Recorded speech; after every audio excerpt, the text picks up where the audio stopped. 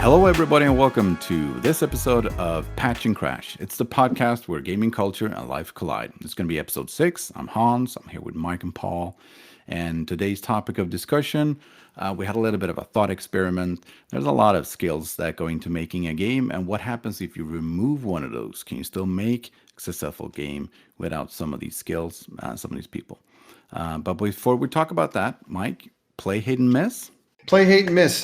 So this last week, you guys are going to laugh at me, of course, because I always come up with the crazy ones. I've been playing, going back to my Clash Royale, which is always a standby, but I've been playing, and I just downloaded Marvel Strike Force, which on the surface looks fun. We'll see.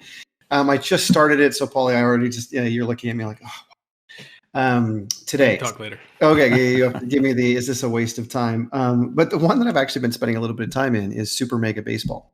Mm-hmm. And so, look, I'm a little known fact about me. One of the game's all-time amount of time spent in, believe it or not, is the Big series, the franchise. It's a very arcadey baseball. I'm a former baseball player, and so that's made its way in. So I just started playing that this last week. It's fun. It's interesting. It's like reality TV. It's entertaining in some ways. I wouldn't necessarily call it a Critics' Choice Award, but it's fun. So that's what I'm playing. What I'm hating on is the ability to spell things, meaning my ability to spell things. I've realized in this day and age of spell checking how horribly shitty I have become in spelling things as I was writing something today. And I was like literally every third word going, yeah, we're just going to make it look like you can't read my handwriting because I forgot what to actually say. It was a little disappointing. There's that moment where you're like, really, have I fallen that far? Like, I'm pretty sure I was better than this. And then what am I missing on? Boy, I in this age of digital. Here we go. Here's like an old man's complaint. I was waiting for this one. You know what's coming. It's there's so many old man stories that at some point are going to come out because they're just fun. But no, I mean, like in the age of digital, you know what I do miss? And yes, this is an old man's, but this personal touch. And so for my birthday, and it's kind of taken a while to get here, my mother had sent me a handwritten note. And I thought it was I forgot how much of a trigger, just personal touches, signatures. And I think my whole point is in the age of digital, this real connection with humans is more important than ever it has been. And I think we lose that in the digital age. And so, yeah, I'm missing some of that just real human connection. And I think that's just an example of what that looks like, is these handwritten notes, these signatures, these other kind of elements. So that's my play, hate, and miss. Excellent. Wow. Should I just grab mine right now? Because I was actually thinking about the miss one.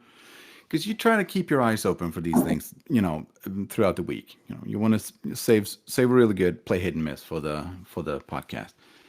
And I noticed myself getting annoyed at people on Reddit where they use they don't even reply with like a sentence. They just go this, and I was like, kids nowadays, and I had a kind of the same old man story. Yeah. And I didn't really want to say that one, but now that you kind of already show that we're all just 3 old men here, kids. Whoa! I do love how Paul always takes objection because he's like, I don't know, six days younger than me or whatever it is, and he's like, yo, I mean, 6 days or whatever it is. Mm-hmm, mm-hmm. I haven't hit 40 yet. I'm not old man status. Yeah, okay. Well, anyway, so I'm guessing I'm missing where people posted on forums with content, maybe that. Anyways, so I've been playing a lot of Deep Rock Galactic, and it's kind of fun. Ooh. Yeah, so I jump around between games, and this is a game that's been on my radar for a while. A lot of people in the Vermintide community kind of compares our game, Vermintide, with Deep Rock Galactic. It's sort of in the same genre. It's like a 4-player co-op, hack and slashy. And so I've been meaning to, look into this one for a long while. And it kind of recently came out of early access, and it's really good. I mean, it has a small team behind it, but they do so many smart things just to kind of, they have a really constrained aesthetic. It's very kind of low poly, which means that it's not very detailed. So making assets and enemies and player characters for a game is kind of inexpensive. So they have a lot of stuff in there, and it's really fun. Real fun. So I've been playing that like a ton. But hating on. Oh wait, I was going to say something. So a friend of mine from work, a colleague at work, actually gave me some feedback on the previous episode, where in this particular segment, I kind of just breezed past the fact that I don't like Last of Us 2 or these long form story games. They're too long and I don't have time on them. And he was like, man, if you don't play so much Path of Exile, maybe you could spend some time in Last of Us because it's a good game. I was like, all right, sure. Okay, that was maybe a little bit insensitive of me to kind of breeze past games like that. But I have to, play through God of War or Final Fantasy VII and Red Dead Redemption 2 and Spine, all those games that I've kind of started and haven't really finished yet before I tackle Last of Us 2. So I guess I'm hating on myself being a bit too hard on these games. You take, I don't even know what that is. You're hating on yourself for hating on things that you like or don't like. I like story heavy games. Yeah, it's just that I'd rather play a game where 10 minutes in, I'm spending time in the part of the game where game developers spend 99% of the times. In a story game, I have to wait 10, 15, 20 hours until credits roll and I go like, oh, that's great. And everything else is just a ramp. It's just a narrative arc. So, maybe that's the beauty of games, though. I look at it, and there's literally an unlimited amount of time that you could spend on gaming. True. And that's the beauty of kind of the golden age of gaming right now, which is you can play on so many different things. You get that. You have earned the right for that choice, both by age, your middle age, and the fact that you probably have less time. But Paulie, what do you play, hate, and missing? Okay, so you're talking about how you don't like story-driven games right now, Hans. I'm actually playing a story-driven game. I'm playing A Plague Tale: Innocence. I was actually playing for about 3 hours before we started today. Just to get into that one, I think I just finished chapter 3. Narrative ramp, but sort of into gameplay already. But I'm enjoying it. It's a nice little indie title. Feels pretty good. Hating on. It's been raining a lot lately, but I've not been in a position to enjoy the rain the way I would like to. It's not raining at the periods of the day where I have time to be like, I'm just going to sit here and enjoy the rain. It's happening and raining in periods when I'm like, I need to go to the store, or I have a meeting, or I'm doing something. And I'm like, I love the rain, and I can't enjoy it when it happens. So we had a lot of sun. It was really hot for a while. I was like, yes, getting some rain, love it. Can't enjoy it. And what am I missing? I miss going to the gym. I'm noticing that the little exercise I can get done at home, and then the kind of walks I go on, I just see muscle mass leaving the body, and it's painful. Because all I think about is I was hoping that I'd be able to play football at some point during the year, but I don't think that's going to happen. And it just means that I've had like an entire off year of not playing, and my stamina's gone down. And my muscle mass is going down, so it's going to be even rougher when I play again next year. Assuming we can go out next year, even who knows? But, I hear you, Paulie. It's funny when you talk about rain. I'm the same way, and I wonder if it's because we're kind of both have spent time in Seattle maybe too long, where we're like, we miss that time when it actually rains and that we can actually enjoy it. I don't know. So let's kind of get into it. I think Hans talked about this a little bit earlier, which is, hey, I think we were talking through this and having this thought experiment around, we've been parts of many different disciplines and seeing all of different people and skills that it takes to ship a game. But it begs this question of, do you need every one of these? And what happens when you don't have these pieces? When you think about launching a successful game, and really wanted to kind of play with that idea and talk about it, if nothing else, to kind of expose all the different pieces, let's call it, of the game development marketing pie, and how that kind of translates into success. So the question then becomes, which one do we want to pick first? Do you need X to launch a successful game? And the question is, do we want to, where do we want to start? I want to start with a fun one. Oh, go ahead. No, go ahead, Hans. No, I don't have a good, tell me the fun one. Okay. Which is the fun one? I have a fun one that no one's going to want to talk about, but that's why I want to talk about it. Dude, let's do it. Do you need a legal person to launch a successful game? I love it. That's a great question, actually. Yeah. I think, it's interesting you say that. I think it's easy. I think the natural tendency that most people have and especially marketing, because marketing, it feels like, is always on opposite sides of the legal team, because we're always trying to do creative stuff. It seems like legal is always holding us back, and so there's this nice tension between the two. I think the kind of the easy and the answer everybody wants to go to is why. Seems unnecessary.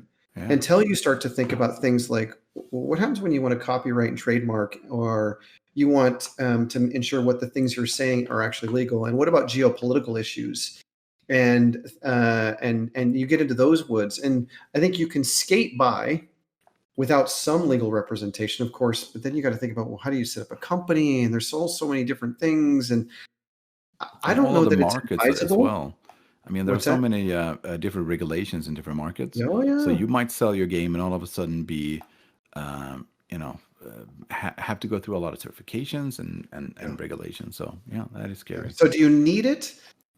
There's been I think plenty of it's games that ship without any kind of I was legal. going to say, you don't necessarily need it. It's not advisable, and you're probably one word or one decision away from being no longer a company, or Yeah.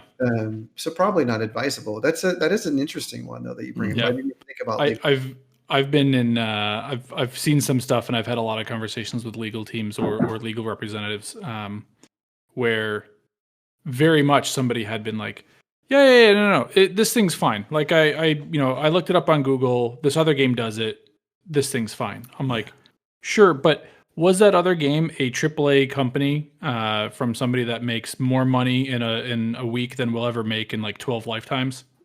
And guess what? They can push their way through stuff that don't apply to like smaller companies or smaller or individuals in some cases. Like, yeah, but I just want to launch a game and do a thing. Like, can I just push that out there? Sure, man. If you want to get lawsuited into the ground, that sounds fun. But that does beg the question, though. Like when you get into legal, part of the reason why you do get legal help is to set things up right, so you don't get sued or you don't have risk. Mm-hmm. In a world where your company is small and you peanuts, I mean, then really at the end of the day, you may not need that, right? It's really only when you start to scale up that risk or scale up that, you get a bigger target, you have more success, then you do need some level of kind of legal help. Yeah. And I think like you brought up a very important word, and I learned this in one previous life, is like they're there to highlight risk for you. But at the end of the day, it's like, well, do you want to accept that risk and just push forward knowing that bad things could happen? Because like potentially this is fine, but if someone notices, it could be very, very bad for you. Okay, well, what's the likelihood that they'll notice? Small, but if they do, like, it's like, okay, well, yeah, I remember. Sorry, go ahead, Paulie. I was going to say you're going to tell a story, so why don't you tell your story and I'll tell you. Nah, I won't get. I don't think I can get into details with anything because legal is usually like a fun little NDA away from me getting targeted. No, but like I remember pushing a legal partner once, be like, okay, well, can you give me in percentage the likelihood that this would happen? They're like, no, I can't do that. I can just tell you that this is a low risk. I'm like, well, define low risk. Low risk. I'm like, oh. So I'm like, okay, is it above 0%? They're like, yes, that's about all we can tell you. Oh, fine. I do love the dance with legal, though. Yeah. I think, having been in those conversations, and of course, I was married to an attorney for many, many years. So I always felt like well qualified to give those conversations. But yeah, legal is interesting. So that's one.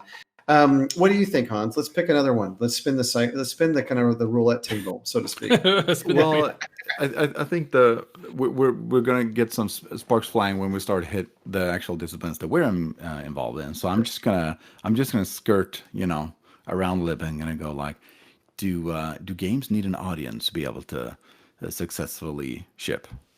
Interesting, an audience as in players. What if there are no players there? Is your game going to be able to stand on two legs then?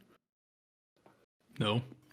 Or maybe your game is such an important, powerful piece of art that you will just create a new genre of players. They will just appear out of nowhere. Well, let's talk about that, though. Ooh, okay. What is audience? It's an interesting, because I think my instinct was, the hell do you mean no audience, no game, right?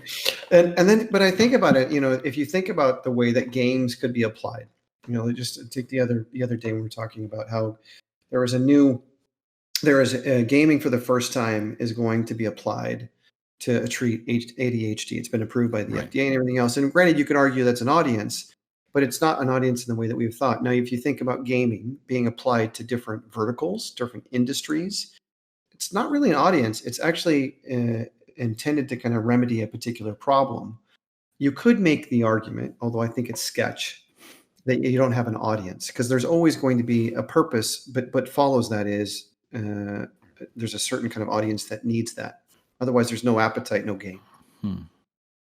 That's my circular logic, at least. But if I get what you're trying to get at, or if I understand correctly what I think you're trying to get at, Hans, you're basically saying like if we do something that is so innovative or so new that no one's ever done it before, it's basically like nobody was asking for this, but I made it, and everyone suddenly goes, "Oh, I wanted that all along, and I had no idea." And there are plenty of examples. There wasn't a pre-existing audience; it was a whole, "Oh my god!" and then they flocked to it. That's interesting. But I kind of feel like that's just good product development. Sure, but I mean, there are plenty of games like if you go Minecraft, for instance, it's such a sandbox game, especially in the beginning of Minecraft. There were no even, there were enemies and stuff, but there wasn't like no game loop in there. So if you try to like apply traditional sort of market research techniques on that, like, oh, we don't have an audience. There are no people who are going to play this. This doesn't exist as a genre that we can define. Interesting. That's interesting. Yeah. Katamari Damacy, which is like, try to explain that to people. You know, you roll up a little ball of things. It has a score though, but I don't know. Well, I mean, the fact that you even did market research and said that'd be good. But yeah, no, but I'm with you. I think it is beg an interesting question, which is, I think it's a different type of topic, which is, can you develop a game for an audience that doesn't know that they need it yet? And I think this is where Paul was going with some of that stuff. Like one of those games where you don't play it, you know, it just like runs on its own. What are they called? Like clicker games? The idle games? Yeah, the idle games. There you go. Like the guy that came up with that first one. It's like you can't apply traditional sort of techniques on communication with them. All right. So I was going to say. So I think you can say you don't need an existing audience that you can identify today to launch a successful game. Although I think it's dangerous when you start saying that because there's way too many. I would say bad behavior thinking in that category where there isn't even an identification of an audience. Right. Like that's step one is just get to a place where you can at least understand who your audience is and what you want. Then you can kind of start to take liberties with that and say, you know what, this is who we're building it for, but maybe there's a whole group of audiences that we don't know what their needs are yet that we can build for. So it always scares me when I hear that because I can't tell you how many times in development we've said, no. They don't know that, you know, how innovative this is yet. So we're building this for an audience that doesn't know what it is yet. And I think that there's too many liberties taken in that space that are unsuccessful. Yeah. But it's an interesting kind of what I think it adds to the thought experiment. So I think, go ahead. Well, I would say, what do you got, Mike? It's your turn at the wheel. I'm not gonna delicately kind of bounce around this because I think marketing's an easy one, right? Because I think it's one that I live and breathe being a marketeer, and it's one that is a constant kind of conversation that I've had in just about every kind of role that I've taken over the last 15 years, which is not so much, do we need marketing, but to what end? But it certainly has kind of eclipsed us. It's especially when you start to look at other smaller titles. Do you need publishers? Do you need other things? So I'm happy to kick that off, but I want to hear your thoughts first before I jump in because it's easy for me to defend what I do. I think it's easy. It'd be fun to hear your perspective of, do you need marketing to launch a successful game first? I mean, having also spent time in the marketing orgs at a couple of companies, I would quickly defend it as well. And it's something that I enjoy talking about with development teams. Like this thing cuts into my time. Why do we do XYZ thing? Well, no one's going to know about it if we don't talk about it. Yeah. So Hans, I want to hear your thoughts because I think it doesn't really matter which sort of scale of game you're working on. If it's a game that needs to sell, needs to be commercially viable, it needs to be marketed. You can't just of course you can. There's been plenty of indie games that have shipped and become incredibly successful with very little or no marketing, just by sheer luck. And I think having good marketing just mitigates a lot of that luck. And you don't want to rely on luck because your luck might run out. There might be another game that just launches the same weekend as your game, and all of a sudden you have no sales. I mean, you look at I think Steam publishes its own information about how many games launch on its platform year on year, and it's always just continually growing. Like the sheer amount of games that people have at their fingertips is just enormous between PC, console, mobile. If you aren't able to talk about your game, then no one's going to find it because there's just so many other things happening. Yeah. I'll say a couple things. I think this idea that again, you know me, I speak in grays. This idea of marketing or no marketing doesn't really exist. That concept doesn't.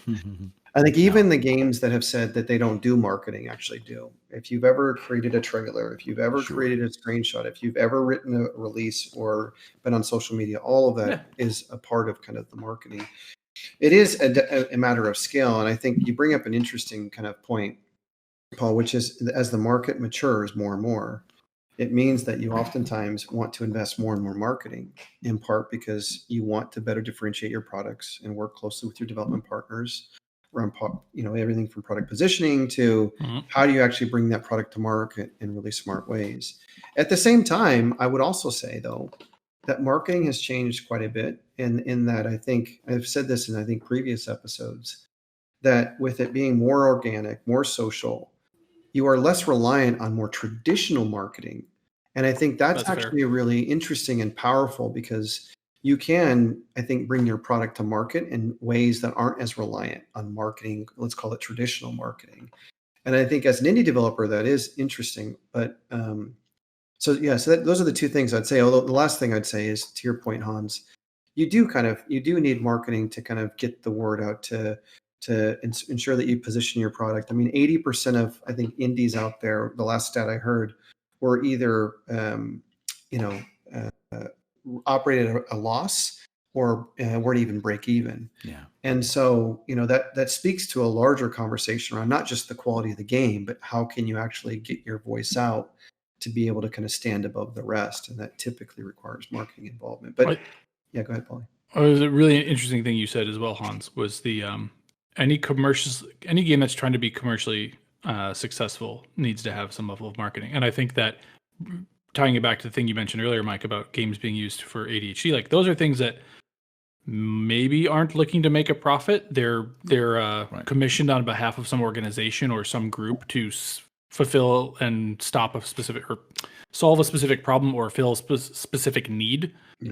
Those type of things, they don't really need to market because they have somebody that's already paid them for their work. They just make the thing and they're like, cool, job's done. Like, I'll move on to something else. So they don't necessarily need to market it in order to be successma because they could have been paid ahead of time. Yeah. Last thing I'll say on the marketing front, and then we can move on to other kind of topics, though, is that I do think that marketing in games marketing has evolved quite a bit to be more mature, different than what it has before. I think part of it is there's a couple of kind of a confluence of a couple of things. One is community is so much more powerful in our marketing, in our industry, unlike many other industries. And so you can rely more on that. And so that doesn't feel like marketing, right? Because we were like, well, that's not really marketing here, but it actually is, if at least within the marketing field. And so I think that's one really big piece. And the other one is, as the market kind of matures more, when I said this, I alluded to this earlier, is less traditional marketing. You're seeing marketing take a bigger role in helping development teams better position their products, which has historically not been a big thing in games marketing. And I think that matters a lot when you're talking about literally thousands. We talk about this all the time, thousands of choices out there. And how do you stand out above the rest? And that becomes a pretty big function of marketing. Yeah. You brought up the next thing that I wanted to touch on was, do you need community management in order to launch a successful game? That's a great question. It's a great question. I think, I don't know. I'm going to stew on that for a bit while Hans talks. Yeah. Okay. Well, I think every game is going to have a community. Well, maybe not though, because you might not have to. Every game doesn't have to be like a discussion piece. It can just be an experience. There are plenty of games I just download and play for a few hours, and especially indie games. That are meant to be a short, interesting experience. I don't have to share that with other gamers.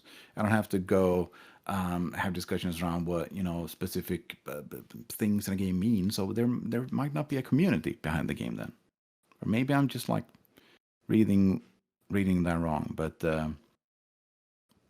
I think kind of what you're getting on is what I'm thinking a little bit is like it depends on the type of game you built. Have you built a kind of one-off small experience? Have you built a live game? Like I think live games absolutely like that's a huge part of it. We talked about that in one of the earlier podcasts, right? Like that makes complete sense to me. So for me that's like a no-brainer. But you're right, for some smaller games where maybe it's like an individual that's created the game, and even if they do have something that they're trying to say and they've done things, a community might spring up and they might try to discuss the game amongst themselves, but do you really need someone to moderate and kind of facilitate a lot of that discussion to some end? And if the game is meant to be like, I've pushed out the door, I'm going to do no other work on it, then yeah, maybe you don't need to, right? Well, let me ask you this: what to me? Let's see if you have examples for this. What is the best kind of community managed game or brand or even publisher that you can think of, and what's the worst, and what is your feeling of both of those? Oh my god! So like also games that we don't work on, obviously, we can't pick those. Yeah, we can't pick those. Okay, well then that makes it hard. I think Hans is right though. Like here's the problem that I have is I used to be really deep in communities. I used to troll through forums, participate in conversations when I was younger, when I had way more time to play games and discuss games. They were all live service games because they were MMOs. But nowadays I barely have time to keep track of the stuff that I'm working on. So like trying to find good examples of other stuff that I don't just hear about because of like industry chatter. So from like a firsthand experience, I don't really have anything right now. The things that I would probably lean on would be like old standby, World of Warcraft. I don't know. Like, is that still good? I'm not sure. Yeah. Here's my thought on this whole community side. So by the way, Deep Rock Galactic has been mentioned a couple of times as a really good community management. That's right. I actually do have an example. I've seen games that have such a high barrier of entry that like if you're an enfranchised gamer of like Dwarf Fortress, for instance, like you've managed to sort of pass through the fire and like I've played a game of Dwarf Fortress. Now I can go on Reddit or their forums or whatever and talk about it. People there are incredibly welcoming, and it's a great community, and it's managed by Zach and Tarn Adams, who make the game and everything around it. So it's a very niche thing, and it's an example of a very good community and good community management as well. But I think just the fact that it's very, incredibly hardcore, and you kind of have to invest so much of your time into it. Here's my thoughts, because I think community management is just one of those things that's just it's sometimes hard to see the kind of the payoff today, but the dividends pay off over time and time again, just as you see well-run communities, and it has an impact on things, not just things that we see every day, but as you kind of done right, it has this circular kind of effect of feedback back to the game development team and everything else. And I think you make the overall product better. That said, here's where I do think you don't, I won't steer away and say, I don't think it's necessary. You don't need it to launch a successful game, but I do think you do need, because I think many communities can self-manage. And I think you do need to have a certain amount of community support, community management tools, other things to help ensure that the community, you support the community in some way, even if you don't have community management functions. Yeah. But I definitely see the value in it. I've seen it firsthand, and I've seen how it impacts not just the community, but just the entire cycle, making better products and so forth. I mean, people will shy away from a game. I mean, the first thing I do when I look at a game, I go on the Steam reviews and I just look at the thumb down reviews. Because, I mean, people giving it a good review isn't really giving me the information I'm after. I go on the subreddit to see if this is a dumpster fire of toxic players. And, like, you need to manage all these communities in order to make... it does definitely feedback. If you have a very standoffish approach to community management, then that's going to feedback in your game. Well, go ahead. I have an interesting, we're doing thought experiments. Here's an interesting one. Say you make a single player game where you had a vision, you've put it out there, people understand it. You walk away from it, you're going to work on something else, right? So you're not managing a community. And going off of what you just said, you come in later, Hans, and you look at the community, and it's a dumpster fire. Everybody there is just blatantly just toxic. Do you think that the creator then has a requirement and a duty to go in there and try to clean up the community for his game, his or her game? Sorry. Right, but I think a lot of people would. I think a fair amount of people disagree. It's like, no, you've created this thing. Like, you need to cultivate this is your audience. These are your people. You are responsible for them being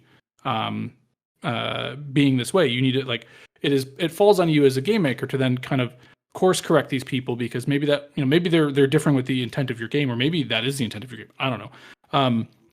But I think it's a really weird gray area for community management. And it keeps into the do I just hands off, or how involved are you as a creator? It's weird. It can be a tricky area. All right, so we've covered off that. I mean, we can start to get into your guys' functions. It's interesting though. It's hard for me to be like, as we think into development, maybe picking specific functions might be easier. But what do you think, Hans? What's next? Well, okay. I mean, what are some of the disciplines involved in making games that we haven't talked about? We obviously have programmers, kind of represented by me a little bit, right? We have artists, game designers, level designers, audio designers, VFX, all the people putting in sort of creative work and creating, artifacts that go into the game. Project management, game direction, QA. We have a lot of topics to kind of pick from here. So, I mean, all right. Well, let's talk about programmers then, because that's probably something that people think about a lot. Just randomly, talk about an interesting group of people. He's like, come at me, bro. I might be biased, but I think you need to spend a little bit. No, I don't know. I mean, there's more and more development tools that you can make your own. Right, like. Absolutely. And there's levels to this. I mean, not every game is the same in terms of how much time people are spending making the game, the budgets, the size and scope of the teams. So there are games made by one person, and there are games made by a few hundred people, right? And there are definitely a lot of tools and frameworks to allow people with great ideas to make a game without having to program at all. So there's something called like a visual novel maker, which makes these visual novels. They're a very sort of popular category of RPG games. You can kind of drag and drop behaviors in there. And Game Maker Studio and all these sort of tools that allow you to do some sort of visual programming of your games. But yeah, it's kind of tricky to do. So there are deeper levels still. I mean, you can go to something like Media Molecule makes Little Big Planet and Dreams, which are games that allow you to make games as well. That's right. Roblox. There's some others. Yeah. So let's just like play this forward, because I think it's right now we're kind of stuck in here and now, and it's hard to imagine a world where many games you can't really you can't build a game without the use of programmers and stuff. But in a world where those tools become easier, in a world where content creators and gamers actually are kind of melded together in some ways, because you're kind of creating parts of the world, or at least more of that play experience. Because you can imagine many more of those games starting to take fold. It is an interesting world where you're like, well, does that mean that role becomes less important? Or at least you're not kind of creating more of that stuff, and there's more reuse, and there's more of the world creating done by creators. Well, as long as there's no like monopoly on the sort of underlying technology, it's really hard to find reuse. So even though there's like an asset marketplace for features for Unity, like if you want to make a fighting game, there's like frameworks you can start off with in Unity to make a fighting game, and there are good games made, using these kinds of white label pieces of software. But you can't. It's hard to make something that bridges like all games, and there's a lot of integration work that still needs to be done if you want to build on top of that. So you don't have something that just looks like that basic first-person shooter template or that fighting game template. And trying to stand out, amongst all these other releases. And there are definitely asset flip games that will just download assets from these game market stores, and then you just like throw together like a little first person Label game, swaps. and then just Yeah, trying to sell that. Yeah. You're seeing more and more of that, especially in mobile space. But the yeah, okay. I think the interesting thing you yeah. brought up, Mike. Oh, sorry. I think the interesting thing you brought up, Mike, was the are you going to get away from more of the hard skills and get into the creative skills if you play forward 20 years and AI is just doing everything? Like you already see Google, what is it? Google Dreams or something? I don't remember what the platform is. The thing where it's like, hey, just go ahead and create a dog from your memory, and it comes up with crazy images of things, and you're like, what is this? But yeah, in like 20 years, are you able to be like, make me a unique looking dog, and they'll scan everything on the internet, be like, cool, here's a cocker spaniel that has a unique color pattern that's never been seen before. That's yours now, and it's like 100% not 20 years off. It's right now, because there are I've seen examples, and I had a discussion with a friend at work about this, where machine learning algorithms allow you to create images of people, and you can adjust the age of a person, and he's like looking left and smiling, and then all sorts of things. And I've seen a lot of these really interesting pictures of things and landscapes and people that you can just use as assets and put into your game.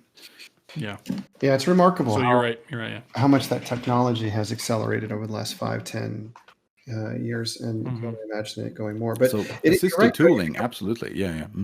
Yeah, I mean, you're right though. You become more of that creator in that way. That I want to tell the story, and you help me kind of create it without actually having all of the kind of the.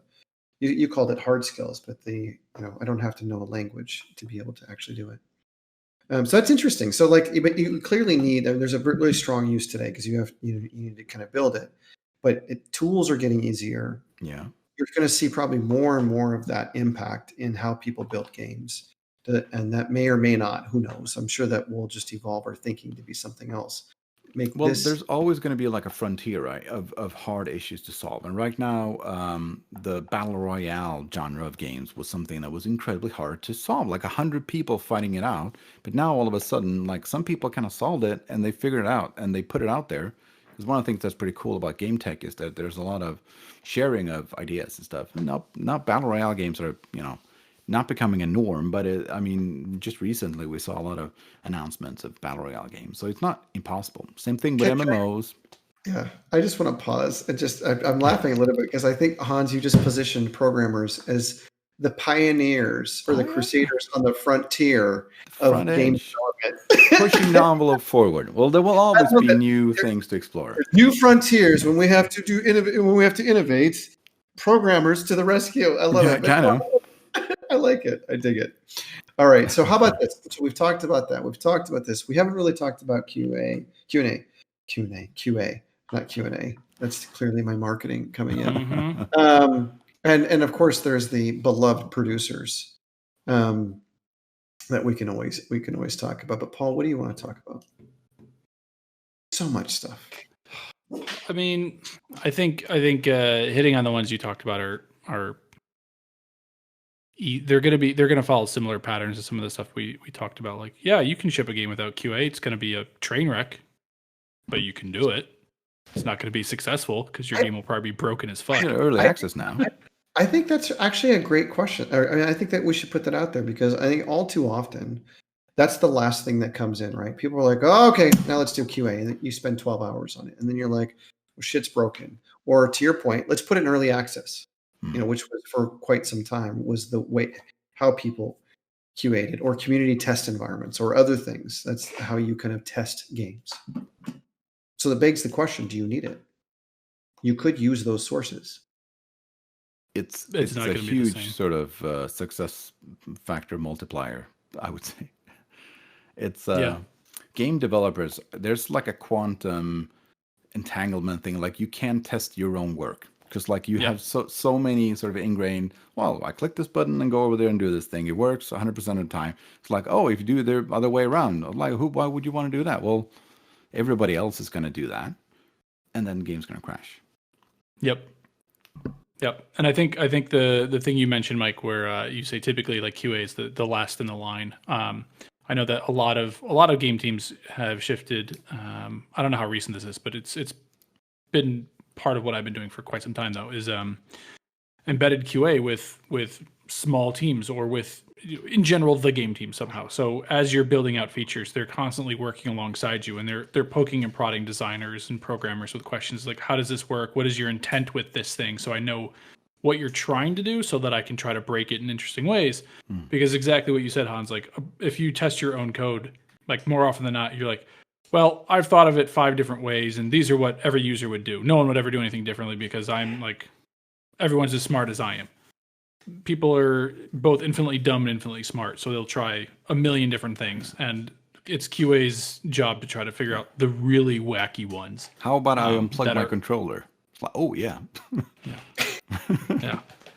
Like, yeah, what if like Destiny had that thing for a while with one of their bosses in the first Destiny, where people found out if like a certain player would fight and go into a certain sequence with the boss and yank their internet cable at the right exact moment, the boss would just hang there.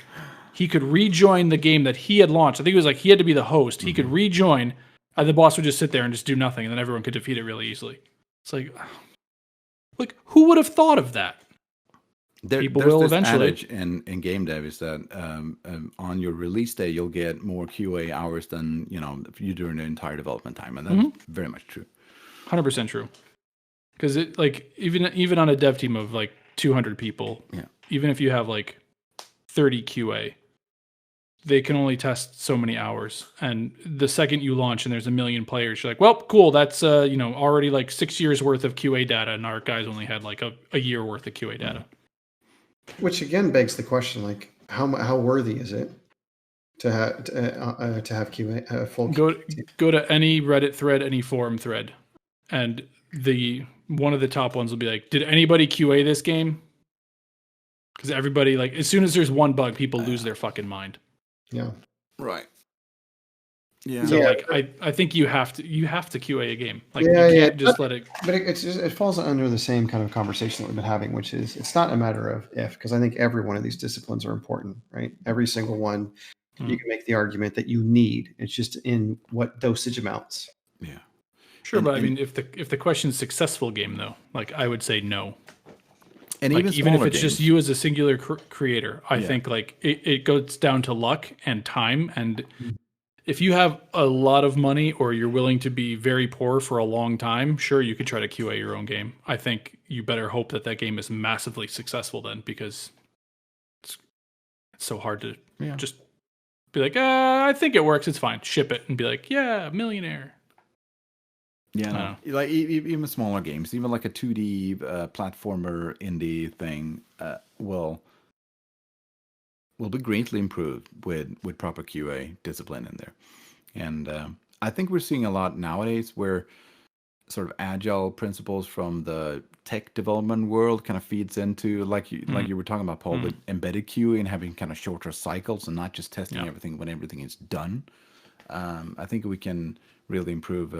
And I think the ultimate thing would be like we're kind of like we're seeing with early access games where they're on a weekly basis shipping updates that have been QA tested, and we're also now testing the live product to see not just whether it's crashing or not, but whether people are liking these new features, and we can still work on these and start working on these.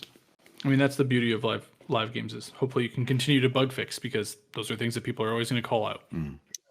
So I feel like we kind of ended in maybe a place, and of course we could look at other disciplines. And there's literally 100 of different types of disciplines. We ended in the place that we thought we would, which is the vast majority of parts of, let's call it, game development exist for a reason.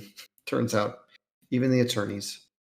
But so you really do need a lot of them, maybe in varying degrees, but to have commercial success or a successful game, I think. And I would just love to say that I think that ties back really well to our last episode where we talked about how can you get into the games industry. And like we talked about here, there's a lot of different things that touch the games industry that you might not think is, of the traditional path of like programmer or artist. We talked about legal, like finance will be in there, right? Like HR, talent acquisition. There's a whole host of kind of disciplines, not like almost every other company that are out there. Yeah. Yep. So I think this is a good break. So I think that's good. Thanks for kind of turning over and the iceberg, so to speak, and trying to kind of look at different ones, different kind of disciplines as part of game development and marketing. Now it's our section of like, that's fucking cool, right? So I don't have anything this week. This is kind of I'm going to take a pass, in part because I didn't see anything that met the bar. And frankly, I think I said this earlier, my bar was starting to dip to that's cool from that's fucking cool. So I think, we got to keep the bar high, gentlemen. So I think, so I'm going to take a pass. But do you guys have anything for this week? Mine's not maybe super amazing, but I do have one. Paul, you can't say that on the heels. Yeah, hey, I didn't meet the bar, but I love it. I gotta be honest.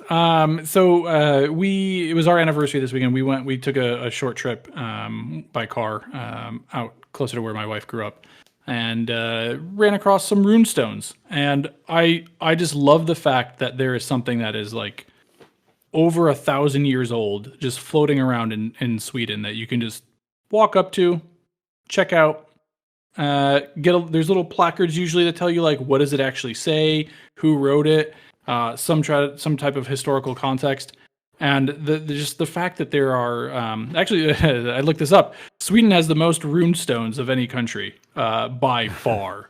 Like there's about 3,000-ish known ones, and Sweden has like 80% of them. Yeah. It's crazy. Well, like Viking runestones, right? Yeah, Viking runes. Yeah. Okay.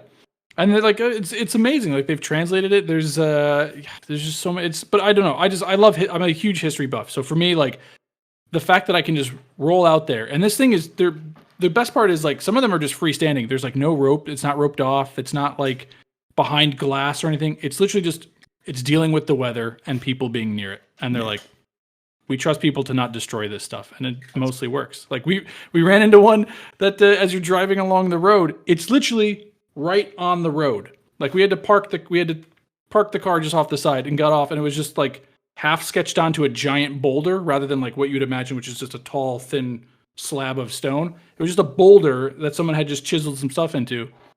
Been there for 1,300 years. Okay.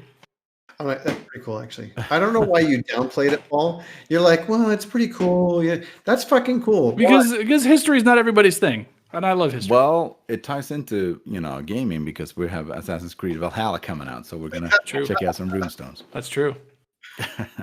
Sweden, number one country. Oh, I've never seen a runestone, and now actually I'm pretty. Now you've got me excited to go see one. Hans, what's your that's fucking cool this week? Oh well, so I want to get my daughter into programming and into computers. She's 11 now. She's turning 12. She's on her iPad and her iPhone and whatnot, right? And those aren't like real computers. So I got, and I can show it right here. So I'm holding up, this is a Raspberry Pi computer on a circuit board. And you can just plug in a keyboard, a mouse, and a monitor in here, and you can start working. So this one has probably better specs than the computers I started out on. Or definitely that I started out on, but also like the ones I started out, programming on when I started to have a job or whatever. And it's all open source, and one of those computers are like $60 max. And I thought those are just very fucking cool. You can get them and start hacking away. And that's fine, basically. No, I mean, I love that stuff. I've been wanting, like, in days where I'm like, yeah, maybe I will learn to program. As much as I hated it in college and I dropped that course, like, maybe? Because it's just so accessible. So I'm with you. Like, that's really cool. And super useful too. Wait till she starts hacking colleges in her high school for her transcripts and changes her grades and stuff. This is like, forget I'm going to get my parents' signature off my absence report when I was a kid. It's more like she's going to hack into the system and put it to good use. Love it. All right. And I think that actually kind of rounds off the show. And obviously, if any of y'all have any questions or comments, then please get in touch with us. And I'm sure we're going to touch on other professions or areas within gaming that we can kind of give the same procedure as we have today. And thanks y'all for listening. Stay safe out there. Thank you all for listening. If you want to see more episodes of this podcast, please check out patchandcrash.com. Also, follow us on Twitter @PatchandCrash, where we post about new episodes or live streams.